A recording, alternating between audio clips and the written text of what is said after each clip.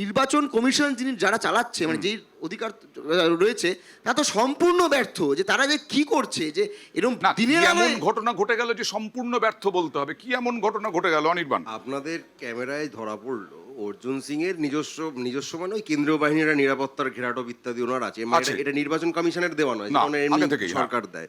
তিনি তার মধ্যে থেকে একটি ছেলেকে মারছিলেন, আপনাদের ক্যামেরা ধরা পড়েছে। তো তার মানে বিজেপি নেতারা কেন্দ্রীয় বাহিনীর ঘেরাটোপে থাকবেন, সেখান থেকে বেরিয়ে গিয়ে মারধর করবেন। এবার উনি নিজেই বললেন ফুল বেলপাতা দিয়ে পুজো করি না, এসব কিছু বললেন টললেন। এবার যদি এর পুজো পাল্টা পুজো এসব হতে থাকে, তখন শুধুমাত্র বিজেপির নেতাদের এই কেন্দ্রীয় বাহিনী দিয়ে সাজিয়ে রেখে দেবো, তারা তার ভেতর থেকে মারধর করবেন, এটা তো চলতে পারে না।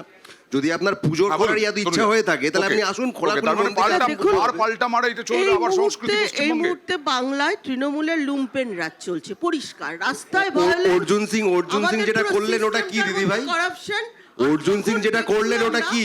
এই ফিয়ারনেসটা, এই যে ভয়টা মানুষের মধ্যে বাঁধিয়ে দেওয়া যে তোমরা ভোট দিতে বেরিও না, কারণ এবার নির্বাচন কমিশন যেভাবে কেন্দ্রীয় বাহিনীকে এনেছে, যেভাবে তারা গার্ড দিয়ে রেখেছে বুথগুলোকে, আগের যে ফেসটাই আমরা দেখেছি, ওরা ওই দিন কিছু করতে পারেনি, তাই ওদের ওই খেলা হবে না। আচ্ছা। ওরা দুদিন ওরা আগে আগেই বলছে খেলা হবে, ওই দিন হচ্ছে না, আগেই করছে তৃণমূল, এরকমটাই বিজেপির অভিযোগ।